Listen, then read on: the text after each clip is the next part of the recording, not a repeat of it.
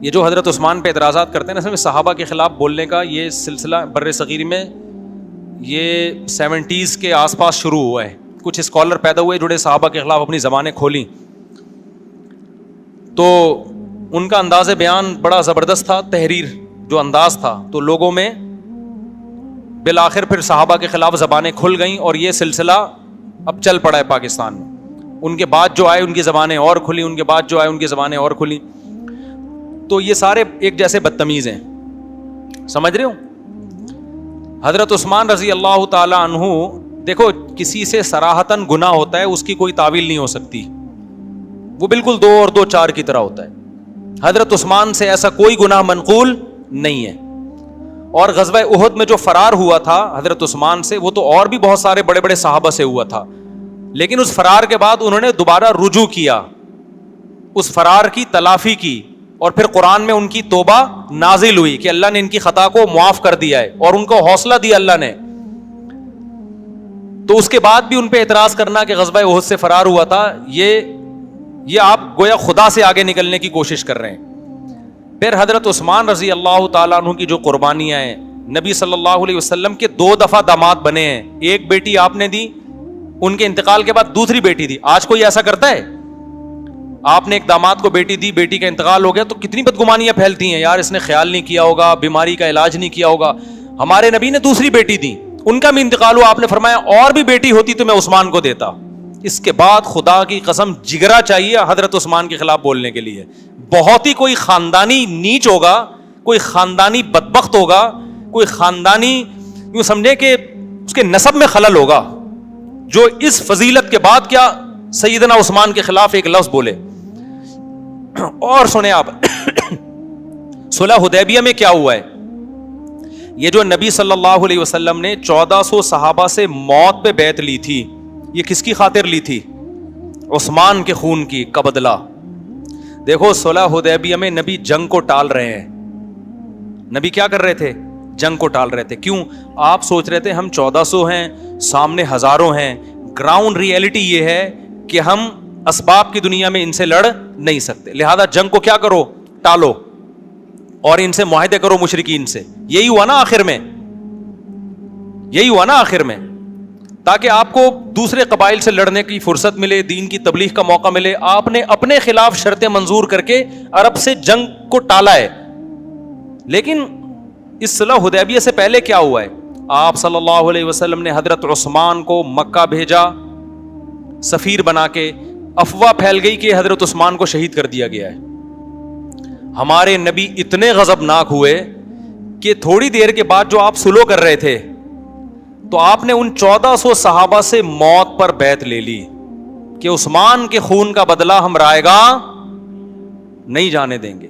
اس سے آپ اندازہ لگاؤ ہمارے پیغمبر کا عثمان سے رشتہ کیا تھا کہ ان 14 سے موت پر بیعت کی کہ جب تک جسم میں خون ہے ہم ان سے لڑیں گے، عثمان کا خون رائے گا نہیں جانے دیں گے. ہمارے نبی کی قدر میں عثمان کی یہ ویلیو تھی، سیدنا عثمان رضی اللہ عنہ کی. اور آگے اللہ نے آپ کی ایک فضیلت ثابت کرنی تھی کہ جب صلح حدیبیہ ہوئی ہے، یہ خبر تو پتہ چلا غلط تھی، حضرت عثمان کا پتہ چلا زندہ ہیں.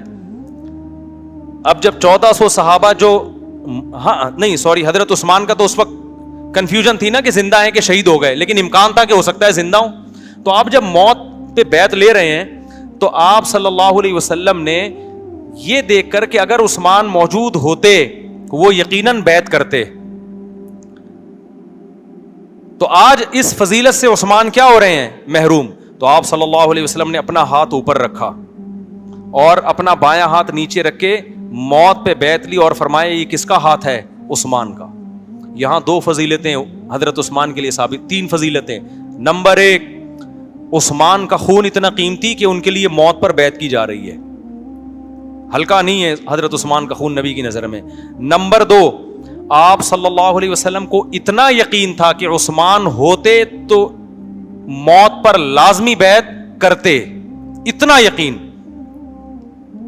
اور تیسری بات یہ، تبھی تو نبی نے اپنے ہاتھ کو عثمان کا ہاتھ. تیسری بات یہ کہ آپ یہ بھی کر سکتے تھے، حضرت عمر سے کہہ سکتے تھے کہ عمر تم اپنا ہاتھ لے کر آؤ، میں اس کو عثمان کا ہاتھ فرض کر لیتا ہوں.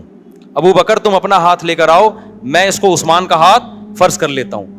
علی تم اپنا ہاتھ لے کر آؤ، میں اس کو عثمان کا ہاتھ فرض کر لیتا ہوں. یہ کسی سے بھی کہہ دیتے, حضرت بلال سے کہتے اپنا ہاتھ لے کر آؤ, میں اس کو جب فرض ہی کرنا ہے تو کسی کا بھی ہاتھ ہو سکتا ہے نا, کیا خیال ہے بھائی؟ نبی نے فرمایا نا نا نا, آج عثمان کی فضیلت ثابت کروں گا. فرمایا کہ یہ ہاتھ کس کا ہے؟ اپنے. حالانکہ بیعت ہمیشہ دوسرا کسی اور کے, دیکھو فقہ کا ایک اصول ہے کہ ایک آدمی دو طرف سے وکیل نہیں ہو سکتا, دو طرف سے وکیل نہیں ہو سکتا. ٹیکنیکل پوائنٹ کی بات ہے, نوٹ کریں اس کو آپ.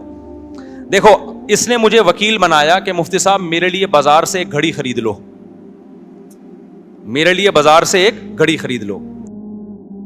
آئندہ بن گیا. اب میں جاؤں گا بازار سے گھڑی خریدوں گا, ایک بندہ مجھے گھڑی بیچے گا اور میں ان کو دے دوں گا لا کے. میں نمائندہ وکیل کس کا ہوں؟ ان کا. ان سے میں پیسے لوں گا. کیا تھا میرے پاس یہ گھڑی رکھی ہوئی تھی, یہ میری ہی گھڑیوں کی دکان ہے, میں گھڑی بیچنے کا وکیل بھی خود اور گھڑی خریدنے کا وکیل بھی خود, یہ شرعاً جائز نہیں ہے. یعنی میں نے اپنی ہی گھڑی پہنا دی ان کو, ٹھیک ہے نا. ایک آدمی دو طرف سے وکیل نہیں ہو سکتا معاملات میں, خرید و فروخت کے خاص طور پہ معاملات میں دو طرف سے وکیل نہیں ہو سکتا, کیونکہ خریدار بھی میں ہوں, سیلر بھی میں, بائر بھی میں. ایسا نہیں ہو سکتا, بائر کوئی اور ہوگا, سیلر کوئی اور ہوگا. جی اس میں دھوکا کا امکان ہے نا, کہ یہ کیا بات ہے کہ بھئی آپ خود ہی خرید رہے ہیں خود ہی بیچ رہے ہیں, یہ تو عجیب سی بات ہو گئی نا. یعنی میں اپنے آپ سے ہی طے کر رہا ہوں کہ یہ گھڑی میں وسیم بھائی کی طرف سے خرید رہا ہوں, اپنے ہی آپ سے. ایسا نہیں ہوتا. یہاں نبی صلی اللہ علیہ وسلم نے خلاف قیاس کام کیا ہے.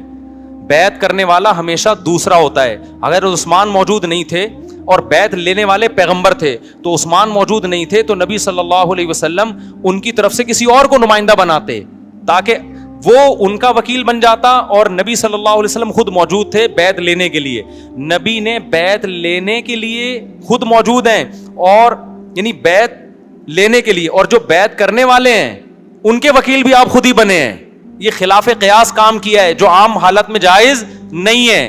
لیکن نبی صلی اللہ علیہ وسلم نے عثمان کی فضیلت کو ثابت کرنے کے لیے کہ میرے ہاتھ کے علاوہ میں کسی اور ہاتھ کو عثمان کا ہاتھ قرار نہیں دے سکتا, خلاف قیاس ہوگا تمہارے لیے, میرے لیے یہی عین قیاس ہے کہ اب کسی اور کا ہاتھ کو میں عثمان کا ہاتھ قرار نہیں دے سکتا. اس سے بڑی فضیلت کیا ہوگی یار. پیغمبر نے اپنا ہاتھ اوپر رکھ کے اپنے ہاتھ پہ رکھا اور فرمایا یہ ہاتھ کس کا ہے؟ عثمان کا ہاتھ ہے. تو میں سمجھتا ہوں اس کے بعد بھی کوئی سیدنا عثمان پہ طنز کرے تو وہ کسی نیچ نسل کا ہو سکتا ہے, سمجھ رہے ہو نا, اس کا اسلام سے کوئی تعلق نہیں ہو سکتا. تو اس کے بعد بھی اگر کوئی اور بہت زیادہ فضیلت ہے حضرت عثمان رضی اللہ تعالیٰ. عشرہ مبشرہ میں تیسرے نمبر پہ حضرت عثمان کا نبی نے ذکر کیا, اور حضرت عثمان کی قربانیاں آج بھی آپ کو مکہ مدینہ میں, سعودی عرب میں حضرت عثمان کے وقف کنویں ملیں گے آپ کو. اور کتنی فضیلت سیدنا عثمان رضی اللہ تعالیٰ عنہ کی. تو میرا مقصد ابھی فضائل سنانا نہیں ہے, وہ فضائل پر بیان تو 6 گھنٹے بھی کم ہے. میرا مقصد تو جو غیر خاندانی ہے ان کا غیر خاندانی ہونا بتانا ہے, کہ نیچ نسل کے لوگوں سے آپ کیا رہیں, ہوشیار رہیں. ان کو سنے ہی نہیں, ان کم بختوں کو.